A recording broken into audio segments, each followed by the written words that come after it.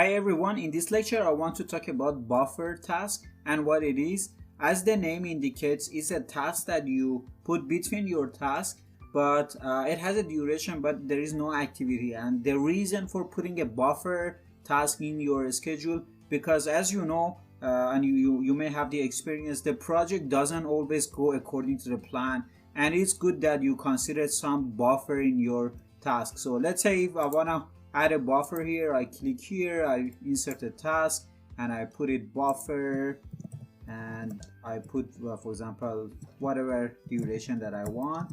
I can change my table to entry type to be able to see that, and as you see the buffer is here, and right now it says how many days. I say okay, it's for example 20 days if I think that this task for example might take longer, and then I can just consider after I put the duration for this one, I can put it here and then make it a successor to the previous task. So that's something that is possible to do.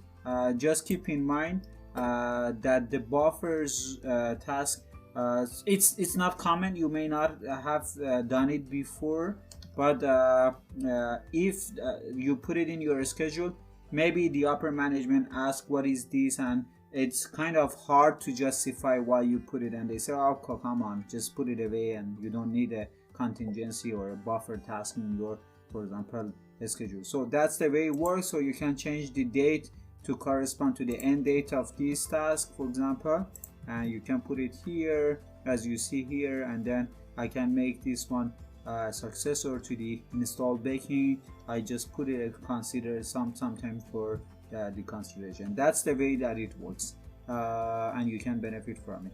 See you in the next video.